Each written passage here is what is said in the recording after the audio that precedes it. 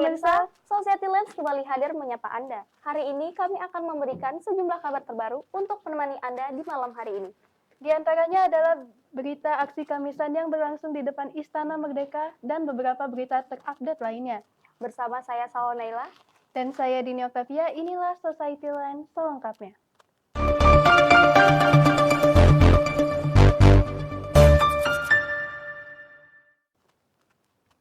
Pemirsa, berita pertama datang dari Istana Merdeka, Jakarta. Aksi Kamisan tetap berlangsung di tengah guyuran hujan. Mereka menuntut negara untuk menuntaskan kasus pelanggaran HAM di masa lalu. Berikut liputannya. Baik, selamat sore pemirsa. Dengan saya Zahra Guswa berada langsung di depan Istana Negara Jakarta. Pemirsa, kali ini di belakang saya terlihat puluhan massa yang tengah menggelar aksi Kamisan. Ini adalah sebuah demonstrasi damai yang rutin digelar setiap Kamis sore. Aksi ini telah berlangsung sejak tahun 2007 sebagai bentuk protes terhadap berbagai kasus pelanggaran hak asasi manusia yang hingga kini belum terselesaikan. Dalam aksi kali ini, para peserta kembali hadir dengan pakaian serba hitam dan juga payung hitam. Ini sebagai simbol duka dan penantian panjang atas keadilan yang tak kunjung datang. Tak hanya dengan tangan kosong, para demonstran juga membawa poster dengan beragam bentuk dan pesan. Mereka menuntut negara untuk menuntaskan berbagai kasus pelanggaran HAM berat pada masa lalu. Seperti tragedi pada tahun 1965, tragedi Trisakti Semanggi, penghilangan paksa aktivis pada tahun 1998, dan juga kasus Talang Sari. Kamisan ini hadir sebagai ruang damai, ruang terbuka, deliberatif yang damai untuk menyuarakan keadilan. Tapi apakah kita akan merasakan keadilan tersebut di masa depan? Tentu akan jelas terasa, apalagi jika keadilan ini terus dilanggengkan sedemikian rupa. Misalkan kayak MBG baru terasa setelah lama diprotes bahwa kebijakan ini kurang bijak, yang pada akhirnya baru terasa ketika banyak korban yang keracunan. Itu salah satu contoh praktis bahwa Kamisan ini jadi salah satu sarana menyuarakan hal tersebut untuk mengevaluasi, mengkritisi kebijakan pemerintah. Betul. Apakah kita akan diam melihat hal seperti itu? Pemirsa, aksi Kamisan bukan hanya milik para korban, tetapi juga sebagai simbol perlawanan bagi rakyat Indonesia agar tidak melupakan sejarah dan juga kemanusiaan. Dari depan Istana Negara, saya Zahra Guzwa melaporkan kembali ke studio. Pemirsa, Satpol PP Kabupaten Bekasi melakukan penggusuran bangunan liar di wilayah bantaran Kali Ulu Cikarang. Penggusuran ini membuat warga yang menjadi korban menuntut kompensasi kepada pemerintah. Inilah kondisi terbaru di bantaran Kali Ulu, Desa Karangasi, Cikarang Utara, Kabupaten Bekasi. Setelah penertiban lebih dari 500 bangunan liar oleh Satpol PP pada Senin lalu. Kini kawasan ini tampak lengang dan dipenuhi puing-puing sisa bangunan. Saya sih sebenarnya nggak keberatan sih ya. Emang saya juga ngakuin kesalahan karena tinggal di pengairan. Tapi setidaknya ada kompensasi atau ada kebijaksanaan dari pemerintah atau sejajarnya gitu ya Mas ya. Karena kita juga di sini bukan nempatin secara gratis juga Mas gitu. Dan saya juga ada surat-suratnya di sini juga. Makanya saya juga maunya sih ada kebijaksanaan lah dari pemerintah gitu kan. Ganti rugi atau apalah semacamnya gitu kan, kompensasi. Tapi dari pemerintah tuh nggak ada tanggapan, masih belum ada tanggapan gitu. Tapi setahu saya sih ya mungkin sebagian ada yang ngontrak, mungkin ada. Tapi sebagian juga ada yang mempertahankan barang-barangnya yang masih ada di sini. Karena kan takut juga ya Mas ya, takutnya nanti diambil orang atau gimana kan. Dan untuk ngontrak juga mereka juga belum ada uang buat bawain barang-barang, buat ngontrak juga. Karena kan emang di sini kan yang nyari uangnya tuh ya malum lah Mas, pekerja kecil semua ya. Jangankan untuk bayar kontrakan. Buat makan aja mereka susah gitu. Sebelumnya, Satpol PP Kabupaten Bekasi menertibkan sedikitnya 515 bangunan liar di sepanjang bantaran Kali Ulu. Penertiban dilakukan untuk menata kawasan agar bebas dari bangunan ilegal dan mencegah penyempitan aliran sungai yang berpotensi menimbulkan banjir.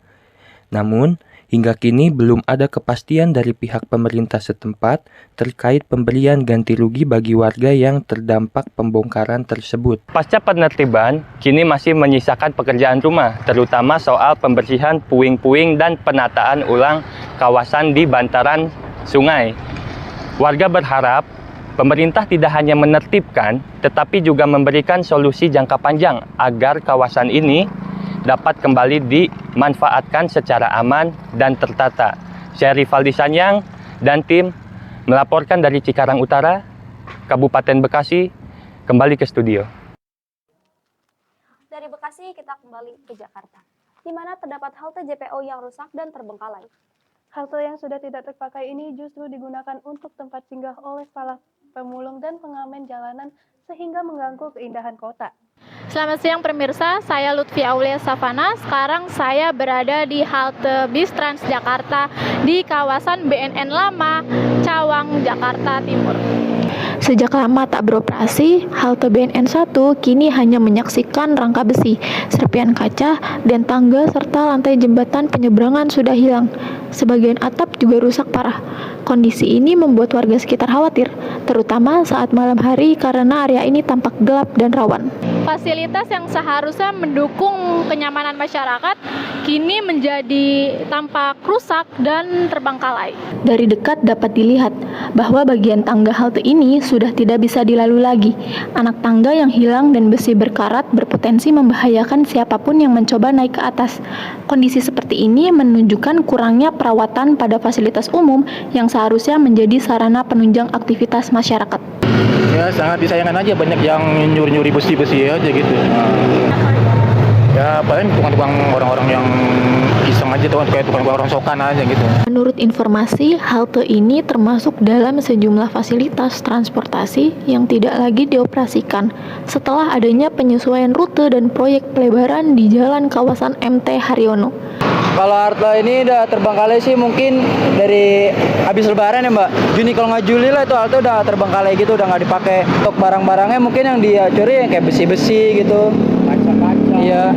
Harapannya sih ya mungkin cepat dibenerin lagi sih, biar kepake lagi lah ke depannya gitu. Prihatinkan sih Mbak ya, soalnya halte ini sih cukup bagus ya, apalagi kan ini kan depan PT nih, mungkin banyak karyawan-karyawan yang naik Transjakarta, gara-gara nggak ada halte ini mungkin jadi kasihan lebih jauh turunnya. Kerusakan halte ini diharapkan mendapatkan perhatian demi kenyamanan pengguna transportasi umum.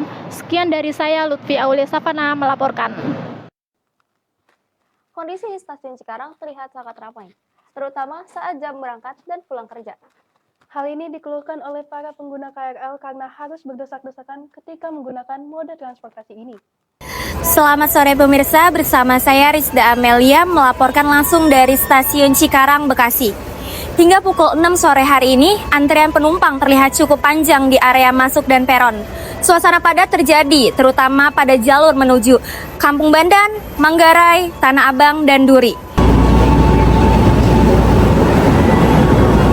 Petugas stasiun tampak sibuk mengatur arus keluar masuk penumpang agar tidak terjadi penumpukan di tangga dan peron.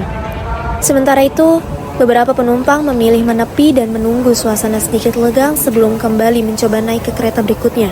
Lonjakan penumpang terjadi akibat meningkatnya aktivitas masyarakat setelah jam kerja dan sekolah kembali. Karena KRL yang lebih praktis menurut saya dan lebih murah juga. Saat berangkat kerja sih kemungkinan pagi dan pulang kerja. Mungkin untuk perapian pengunjungnya aja sih, karena lebih crowd gitu, lebih rame. Jadi bisa lebih diteraturin untuk masuknya. Beberapa penumpang terlihat berusaha mencari posisi aman agar bisa naik ke kereta berikutnya. Sementara petugas terus mengatur pergerakan massa di tangga dan area tunggu. Meski sempat terjadi antrean panjang, situasi secara umum masih terkendali. Para penumpang tampak sudah terbiasa dengan kondisi seperti ini setiap pagi dan sore hari, dan tetap berusaha menjaga ketertiban agar perjalanan mereka berjalan dengan lancar. Pemirsa, meski kepadatan masih terus terjadi, para penumpang tetap berharap agar pelayanan di stasiun semakin lancar. Dari stasiun Cikarang, Bekasi, saya Rizda Amelia melaporkan. Kembali ke studio. pemirsa, tetaplah bersama kami karena masih ada liputan menarik yang akan kami sajikan untuk Anda.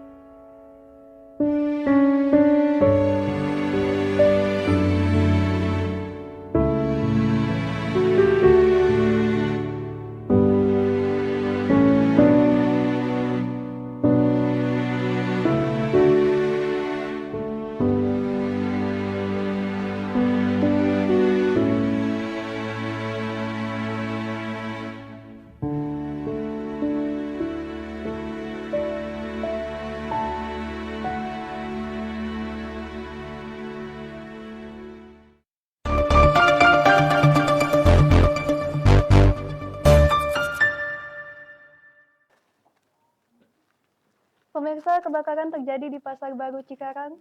Meskipun tidak terdapat korban jiwa, namun puluhan kios terbakar dan mengakibatkan kerugian hingga ratusan juta rupiah. Inilah kondisi terbaru kawasan kios di Pasar Baru Cikarang Utara, Kabupaten Bekasi, Rabu pagi. Tepat pada Selasa dini hari, kebakaran terjadi sekitar pukul 4 pagi dan menghanguskan sejumlah kios yang sehari-hari menjadi tempat usaha bagi puluhan pedagang. 3 unit mobil pemadam kebakaran diterjunkan ke lokasi dan api baru dapat dipadamkan sekitar 2 jam kemudian. Sejauh ini, tidak ada korban jiwa akibat peristiwa tersebut. Kebakar ini diperkirakan kaki lima kurang lebih 100 lapak. Kaki lima yang di atas di depan toko sekitar 10. Kalau toko mah ada 7. Kerugian toko doang kan sekitar 500 juta. Selain stok pakaian, barang display, dan peralatan toko, kebakaran juga menghanguskan barang-barang baru yang belum sempat dijual. Mereka mengaku masih menunggu informasi lebih lanjut dari pihak pengelola dan pemerintah daerah terkait bantuan atau tindakan lanjut yang dapat dilakukan pasca kebakaran. Kami coba UPTD ini pasar sebagai pengelola Pasar Baru Cikarang wilayah 4 untuk membersihkan sisa-sisa kebakaran ini. Mana akan segera kami bangun semi permanen ya untuk aktif lagi para pedagang berjualan. Hingga saat ini penyebab awal terjadinya kebakaran masih belum dapat dipastikan oleh pihak korban maupun instansi terkait. Namun dari keterangan Kepala Dinas Perdagangan Kabupaten Bekasi, pemerintah telah berkomitmen untuk memberikan bantuan serta mempercepat proses pemulihan agar aktivitas para pedagang dapat kembali berjalan dalam waktu dekat. Saya Huma Muzakir Ramdhani dan tim melaporkan dari Pasar Baru Cikarang Utara, Kabupaten Bekasi. Saya kembalikan ke studio. Menjelang libur Natal dan Tahun Baru, kenaikan harga bahan pangan kerap terjadi. Berikut liputan mengenai kenaikan harga di Pasar Serang Baru, Cikarang. Pemirsa, harga komoditas pangan salah satunya di sektor daging ayam masih mengalami kenaikan harga yang cukup signifikan di berbagai pasar tradisional. Salah satunya di Pasar Serang, Kabupaten Bekasi ini. Kenaikan harga ini sangat dikeluhkan oleh para pembeli maupun para pedagang karena sangat mempengaruhi biaya konsumsi harian pada masyarakat. Daging ayam mengalami kenaikan harga yang cukup signifikan beberapa pekan ini. Daging ayam yang awalnya seharga Rp45.000 per ekor menjadi Rp50.000 per ekor. Adapun jika per kilogramnya mengalami kenaikan sebesar Rp2.000 per kilogram. Kenaikan harga ini terjadi karena menjelangnya Hari Raya Natal dan Tahun Baru. Dengan Bapak Roni lagi lumayan naik harganya. Ekoran apa kiloan? Ekoran dari 45 sampai 50. Kalau yang kiloan dari kayak paha sayap itu naiknya hampir 2.000-an per kilo. Mungkin ada apa ya, kayak MBG gitu lah. Dari hal yang kayak gitu biasanya. Atau mungkin karena mau tahun baru. Nah, bisa jadi Natal mau Natal sama tahun baru kenaikannya. Enggak sih, enggak terlalu pengaruh banget. Nah, stabil lah. Dina naik terus bude pusing jualnya nih keuntungannya menipis nih, setiap hari naik neng, untungnya jadi melosot nih bude yang mengurangi neng sedikit, jadi yang belanja jadinya kalau nggak dinaikin yang beli nggak mau, kalau dinaikin podo kabur. Kenaikan harga ini sangat berpengaruh sekali pada jual beli dan konsumsi harian pada masyarakat. Pada saat ini, para pedagang dan pembeli hanya bisa berharap harga cepat kembali stabil. Dari Cikarang Selatan, saya Alvinda Arum melaporkan. Pemerintah berencana untuk menambahkan pelajaran bahasa Portugis ke dalam kurikulum pendidikan nasional. Berikut tanggapan dari guru dan murid SMA terkait kebijakan ini. Presiden Prabowo Subianto berencana jadikan bahasa Portugis sebagai salah satu mata pelajaran di sekolah yang ada di Indonesia. Hal ini diambil sebagai bagian dari upaya mempererat hubungan Indonesia dan Brazil, terutama di bidang pendidikan dan kebudayaan. Kalau menurut saya, kalau dipersiapkan, dibilang siap atau tidak siap ya tergantung di sudut pandang mana.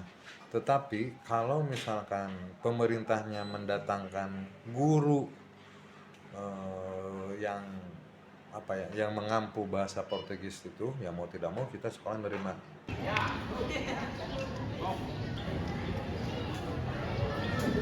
Kalau menurut saya, kalau bahasa Portugis dimasukin ke mata pelajaran atau menjadi bahasa tambahan, itu bakal menjadi beban tambahan buat para siswa. Karena alasannya itu menambah kosakata, udah mah pusing sama bahasa Jerman, bahasa Jepang, bahasa Sunda, bahasa Inggris. Ini nambah lagi bahasa Portugis gitu.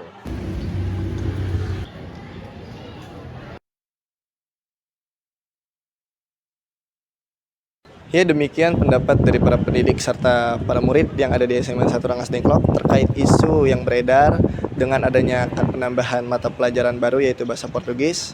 Sekian yang dapat saya sampaikan. Saya Zaki Zaran Fadlio melaporkan dari SMA 1 Rangas Dengklok, kembali ke studio. Acara Job Fair baru saja digelar di Mall Cyberpark Bekasi. Job Fair ini diikuti puluhan perusahaan dan ribuan pencari pekerja. Kegiatan ini diselenggarakan oleh Dinas Tenaga Kerja Kota Bekasi. Selamat siang pemirsa, dengan saya Nabila Murdiana. Saat ini saya berada di area Job Fair yang digelar di Mall Bekasi Cyberpark. Ratusan pencari kerja hadir sejak pagi untuk mengikuti seleksi dan menyerahkan lamaran ke berbagai perusahaan yang membuka lowongan pekerjaan. Job Fair ini diikuti oleh puluhan perusahaan dari berbagai sektor industri, di antaranya sektor otomotif, keuangan, teknologi, hingga industri makanan dan minuman. Para pencari kerja dapat menyerahkan langsung berkas lamaran dan mengikuti proses seleksi maupun wawancara di tempat. Untuk proses pendaftarannya lancar ya, nggak ada terkendala, dan pemberkasan juga aman-aman aja. Jumlah pengangguran di Kota Bekasi yang terus meningkat dari tahun ke tahun menjadi alasan digelarnya Job Fair sebagai upaya membuka peluang kerja bagi masyarakat. Iya, pertama kalinya baru datang ke sini, kirain aku ini buat ngelamar kayak di PT-PT Bonafit apa gimana gitu ya. Ternyata buat sales-sales aja kayak bank, kayak gitu.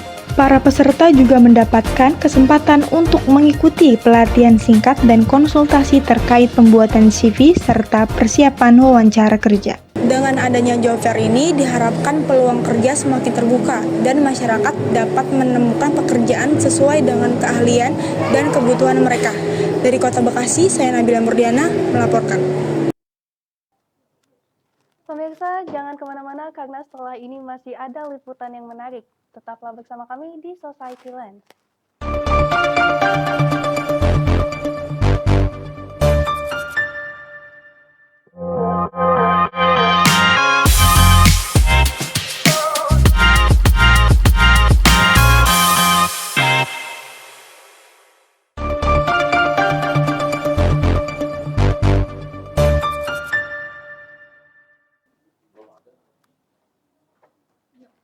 Kembali bersama kami di Society Lens. Pemirsa, Karawang, Jawa Barat bukan hanya dikenal sebagai kota industri. Saat malam tiba, kota ini justru berubah menjadi salah satu destinasi kuliner favorit. Tepatnya di Jalan Insinyur Haji Juanda.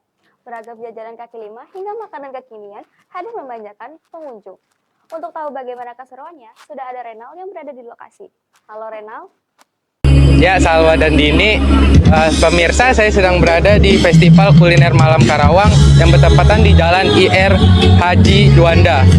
Nah, bisa pemirsa lihat suasananya itu sangat ramai, sangat asik.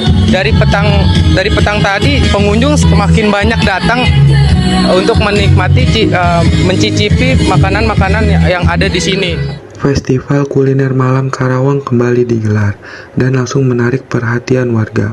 Deretan tenda kuliner tampak menghiasi sepanjang jalan IR Haji Juanda, menghadirkan aroma sedap yang menggoda siapapun yang melintas. Mulai dari jajanan seperti cireng, martabak telur, sate marangi, hingga makanan kekinian, semuanya tersedia dan siap memanjakan lidah pengunjung. Kalau di KM2 ya rame gitu kan. Kan kalau cuman rame nggak bagus ya. Jadi yang bagus mah banyak yang beli. beli. Ya. Tapi sejauh ini banyak, Bang? Banyak gitu dong. Terus kira-kira nih, Mang, pesan buat yang berkunjung nih, apa nih, Mang, kira-kira? Ya harus beli gitu. Ya apa ya, segera hadir aja gitu ke KM2 gitu kan, untuk mencoba suasana baru gitu. Sate apa ini, Mang, namanya? Sate Hasan. Makasih, Mang, ya. Iya. Tidak hanya datang untuk makan, banyak pengunjung yang memanfaatkan festival ini sebagai tempat untuk bersantai. Beberapa duduk menikmati musik dari pengeras suara, sementara lainnya asik berfoto dengan latar lampu tenda yang membuat suasana semakin meriah. Masnya udah jajan apa aja nih? Udah beli apa aja nih? Saya tadi udah ini nih beli sate, sama di belakang ada es teler paling enak tuh. Dia es telernya 1 cup 10.000, cuma banyak gitu, Bang. Itu rekomendasi itu di belakang sana. Terus habis itu kesannya gimana nih ngelihat suasana ini? Kesannya enak sih di sini buat nongkrong-nongkrong, kulineran. Malam-malam bareng pasangan gitu, bareng teman ya. Gelaran ini juga memberi dampak positif bagi pelaku UMKM. Selain meningkatkan penghasilan, festival ini menjadi kesempatan bagi pedagang untuk memperkenalkan produk mereka pada lebih banyak orang. Pemerintah daerah pun menargetkan kegiatan semacam ini dapat menjadi event rutin yang mendorong perputaran ekonomi lokal. Ya, jadi seperti itu pemirsa, suasana yang ada di Festival Kuliner Malam ini dengan suasana yang hangat dan makanan yang beragam, cocok banget nih buat pemirsa yang ingin mengakhiri akhir pekannya dengan keluarga dan teman. Dari saya, Renal dan tim melaporkan kembali ke studio. Pemirsa, kebun binatang Ragunan kembali hadir dengan suasana yang berbeda. Program Net at Ragunan Zoo yang menarik minat pengunjung untuk menikmati suasana malam di Ragunan. Dalam beberapa pekan terakhir, jumlah pengunjung menunjukkan peningkatan yang cukup signifikan. Night at Ragunan Zoo merupakan wisata malam yang resmi diluncurkan oleh Pemprov DKI Jakarta sebagai bentuk hiburan akhir pekan yang bisa dinikmati oleh para pengunjung. Wisata malam Ragunan ini dibuka setiap hari Sabtu dari pukul 6 sore sampai pukul 10 malam. Dengan harga tiket masuk untuk dewasa Rp4.000 per orang dan anak-anak Rp3.000 per orang. Selamat malam dari Taman Marga Satwa Ragunan. Ya pemirsa, pada malam hari ini bisa dilihat suasana di sini tampak semakin ramai dengan para pengunjung yang ingin menikmati suasana di kebun binatang pada malam hari. Antusiasme pengunjung menunjukkan peningkatan sejak dibuka beberapa pekan lalu. Pada Night at Ragunan Zoo ini ada 2 metode kunjungan. Kalau Anda mau berkeliling, melihat dan memberi pakan satwa nokturnal oleh zookeeper, Anda bisa menggunakan bagiker dengan tarif sebesar Rp250.000. Tapi kalau Anda mau berjalan santai dan berolahraga tanpa ada satwa yang ditampilkan, Anda bisa berjalan di area jalur yang sudah ditentukan. Ya, untuk rute perjalanan wisata malam Ragunan ini hanya berjarak sekitar 1,8 km aja. Jadi kalau dipakai buat jalan kaki pun nggak capek-capek banget. Karena suasananya di sini ramai dan cuacanya juga adem. Pada wisata malam Ragunan ini tidak semua satwa bisa kita temui, karena wisata malam ini juga disesuaikan dengan jam aktif kehidupan satwanya. Jadi yang bisa kita temui hanya satwa nokturnal. Karena lagi rame aja di sosial media jadi ikut-ikutan. Ya, ikut-ikutan aja. Bedanya kalau siang hari itu lebih ngelihat satwanya, kalau malamnya lebih ke jalan-jalannya, olahraganya. Lebih banyak di siang hari bisa lihat binatang-binatang yang lain. Where sih? Bagus sih, cuman kayaknya kalau buat nggak tahu ya kalau buat olahraga boleh apa enggak sih. Kayaknya kalau buat olahraga kayak jalan santai sih juga enak kayaknya gitu kan. Kalau kita lihat kayak di GBK ya kan malam itu kan lagi rame-ramenya gitu kan. Nggak tahu kalau di Ragunan ini kalau boleh maksudnya kalau diizinin kayaknya boleh juga gitu buat spot olahraga malam jalan santai. Udah sih itu aja. Ya, wisata malam Ragunan ini memang menjadi alternatif hiburan yang menarik, terutama di akhir pekan. Dengan meningkatnya antusiasme pengunjung terhadap program ini, berharap kedepannya bisa terus berkembang dan memberikan edukasi kepada masyarakat. Dari Jakarta Selatan, saya Almukbita melaporkan.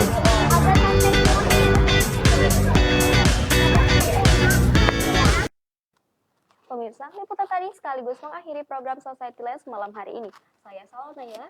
Dan saya Dini Oktavia, pamit undur diri dari hadapan Anda. Terima kasih dan selamat malam.